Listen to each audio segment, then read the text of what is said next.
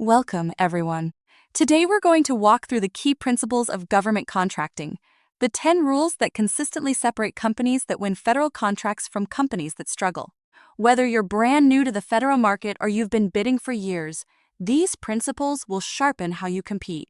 By the end of this session, you'll understand not just what to do, but why each principle works, and you'll see real examples of each one in action. Let's get started. Before we get into the principles, let's ground ourselves in why this market is worth the effort. The federal government obligates more than $770 billion in contracts every single year. It's the largest buyer of goods and services on the planet. And by law, 23% of prime contract dollars are targeted to small businesses. That's more than $180 billion flowing to small firms in a single year. Look at the trend on this chart. Spending has grown steadily year over year.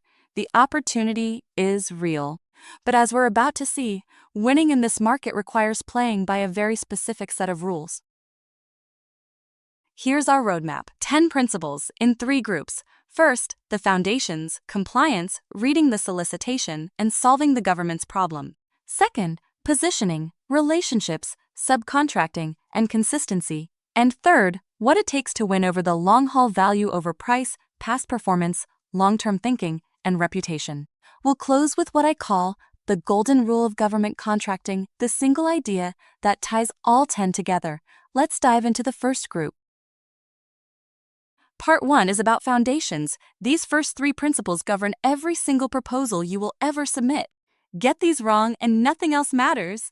Get them right and you're already ahead of most of your competition. Principle 1. Compliance comes before capability. Here's the hard truth. The government does not buy the best company. It buys the company that submits the best compliant proposal. A technically brilliant proposal can lose for entirely administrative reasons: missing certifications, wrong formatting, exceeding page limits, missing attachments, or failing a single mandatory requirement. Look at the chart. The most common reasons strong proposals get eliminated have nothing to do with technical quality. Here's a real-world pattern. A firm with 20 years of experience submits 12 pages against a 10-page limit, and it's eliminated before anyone reads a word of the technical approach. So remember the rule. Compliance is the first evaluation criterion, even when it isn't explicitly scored. Principle 2. Read the solicitation like a contract, because that's exactly what it is. Most companies skim solicitations. Winning companies study them. Here's the anatomy. Section C tells you what they want done. Section L tells you exactly how to write and submit your proposal. Section M tells you how you'll be judged. Then there are the contract clauses, the past performance requirements, and the pricing instructions. Notice the 2 sections in gold, L and M. That's where most wins and losses are actually decided, and they're the sections skimmers ignore. Here's a practical technique. Build a compliance matrix. 1 row for every requirement, mapped to the proposal section that answers it. If any row is empty, you are not ready to submit. Everything you need to win is usually sitting right inside the solicitation. Principle 3. Solve the government's problem. Too many proposals are really just company brochures. They describe the company, its history, its awards, its years of experience. Great proposals describe the agency's mission. Look at the difference on this slide. The weak version says, "We have 20 years of experience and a proven track record." That talks about you, and it forces the evaluator to figure out why it matters. The winning version says, "Our approach reduces equipment downtime by 30%, allowing the agency to maintain operational readiness." That talks about their mission, with a measurable outcome, and it gives the evaluator language they can use to defend a high score. So before every paragraph you write, answer one question: how does this help the customer accomplish their mission? Part 2 is about positioning, how you place your company in the market so opportunities start coming to you. Relationships, subcontracting, and consistency. These are the principles that most new contractors underestimate. Principle 4. Relationships win more than cold bids. Government contracting is competitive, but it is not anonymous. Build relationships with 5 groups: contracting officers, small business specialists, program managers, prime contractors, and industry partners. The small business specialist in particular is your advocate inside every agency. Most new vendors never even call them. Where do these relationships get built? industry days, responses to sources sought notices, agency outreach events, and capability briefings. Here's an example of how this plays out. A vendor responds thoughtfully to a sources sought notice and follows up with a capability briefing. 6 months later, that requirement comes out as a small business set-aside, shaped in part by what the agency learned from that vendor. Networking doesn't guarantee contracts, but it creates opportunities long before solicitations are ever released. Principle 5. Start as a subcontractor. Many companies fail in this market because they insist on being the prime contractor immediately, with no past performance, no references, and no federal track record.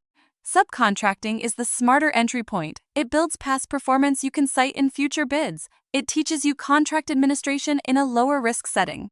It generates cash flow while your prime pipeline matures. It earns you references from real delivery, and it gives you a working understanding of what federal customers actually expect. Look at the pathway on the right. Team as a sub, document everything, graduate to small prime awards, and then compete for larger prime work backed by proven performance. One successful subcontract can open many future opportunities. Now, there's a flip side to the subcontracting principle, a model often called middlemaning. Instead of doing the technical work yourself, you win the contract as prime and provide the management layer, project management, contract administration, compliance and reporting, quality control, and invoicing, while subcontractors perform the technical work under your direction. Why does this work? You build prime past performance and CPARs in your own name. You can scale far beyond your own headcount, and you earn margin on management, not just labor. But listen carefully, because this is not a pure pass-through play. First, the limitations on subcontracting rule. FAR 52.219-14 means that on a services set aside, your subs generally can't receive more than 50% of what the government pays you, unless they're similarly situated small businesses. Second, you still own 100% of the performance risk. Your sub's failure becomes your CPAR's rating. Third, cash flow. You'll often pay subs before the government pays you. And fourth, evaluators look for real management value and real key personnel. A shell prime gets scored as a risk. Here's the pattern done right. A firm primes a facilities maintenance contract, runs the project management, quality control, and scheduling itself, and licensed trade subcontractors self-perform the work. The government gets one accountable point of contact, and that accountability is the product you're selling. Let me make this concrete with an illustrative case, a composite based on patterns we see all the time. In the first 6 months, the company does pure positioning, registers in SAM, meets small business specialists, responds to sources sought notices, and briefs 3 prime contractors. In months 7 through 12, that positioning pays off with a $180,000 facilities subcontract, and they deliver ahead of schedule. Over the next year, they add 2 more subcontracts and document everything: metrics, references, outcomes. And in month 25, they win an $850,000 set-aside as prime with a past performance section built entirely on their subwork. Notice the key learning: no single step was dramatic. Positioning created the subwork created past performance, and past performance won the prime award. That's how these principles compound. Principle 6. Consistency beats occasional effort. Here's a pattern that kills more GovCon ventures than anything else. A company submits one proposal, loses, and quits. Winning contractors treat this as a pipeline business. Look at the funnel. Out of 100 opportunities reviewed, maybe 40 are real fits. 15 become proposals, 5 make the competitive range, and 2 become awards. A 1 in 10 win rate early on is healthy. The companies that quit after 1 loss never find that out. The winning cadence looks like this. Weekly, you scan SAM. Gov, qualify opportunities and work your relationships. Monthly, you submit proposals and debrief every loss. Quarterly, you review your win rate and refine your targets. You may lose 10 opportunities before winning the one that transforms your business. The discipline is what gets you there. Part 3 is about winning the long game, how evaluations really work, and how the assets you build over years become your competitive edge: value, past performance, systems, and reputation. Principle 7. Price is important, but value wins. There are 2 main ways the government evaluates offers. In LPTA, Lowest price technically acceptable, your technical proposal is pass-fail, and then the lowest price wins. That model exists, mostly for simple, well-defined requirements. But many contracts are awarded using best value trade-offs, where the government can and does pay more for a better offer. Look at the illustrative weighting on the chart. Technical approach and past performance together often outweigh price. So what does a winning best value proposal demonstrate? Lower risk, better staffing, a stronger technical approach, a better transition plan, proven experience. Don't assume the lowest price always wins, and don't race to the bottom on price when the evaluation rewards value. Principle 8. Past performance is your currency. In this market, your track record reduces the government's perceived risk, and risk is what evaluators are really scoring. Your federal report card is CPARS, the Contractor Performance Assessment Reporting System. Ratings run from exceptional down to unsatisfactory. Contracting officers check them before award, and every rating follows you for years, so protect it on every contract. While you deliver, build your evidence file. Similar projects map to your future targets, measurable outcomes, reduced backlog, 40% beats provided, excellent services every time, named customer references who will actually answer the phone, and quality metrics like on-time rates and audit results. And if you have no federal work yet, don't panic. Commercial experience often counts if you present it in federal terms, scope, dollar value, outcomes, and references. Every successful project should strengthen your next proposal. Principle 9. Government contracting is a long-term business. Many companies come into this market expecting to win in a few months, and when they don't, they leave. The realistic arc looks more like this. Year 1 is foundation, registrations, certifications, your capability statement, relationships, and your first proposals, where you should expect losses and request a debrief on every single one. Year 2 is momentum, a steady bid cadence, first wins as a sub or on small prime awards, and rigorous documentation of past performance. Year 3 and beyond is where it compounds, larger prime pursuits, contract vehicles, repeat customers, and a reputation that starts winning work for you. The common thread is investment in systems, compliance, proposal processes, certifications, relationships, and your team before the big wins arrive. Think in years, not weeks. Principle 10. Reputation is everything. The federal marketplace looks enormous, but it behaves like a small town. Contracting officers talk to each other. Program managers move between agencies. Primes compare notes on their subs. Look at the cycle on the left, deliver well, and you earn strong CPARS ratings and references. Those bring repeat work and referrals. And that lowers your perceived risk in every future evaluation, which makes the next win easier. What builds that reputation? Delivering on time every time. Communicating early, especially when the news is bad. Being responsive, solving problems instead of assigning blame, and acting ethically without exception. Remember, the cycle spins both ways.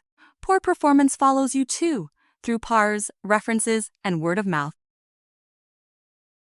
If I had to summarize everything we've covered in one sentence, it would be this: reduce the government's risk at every stage.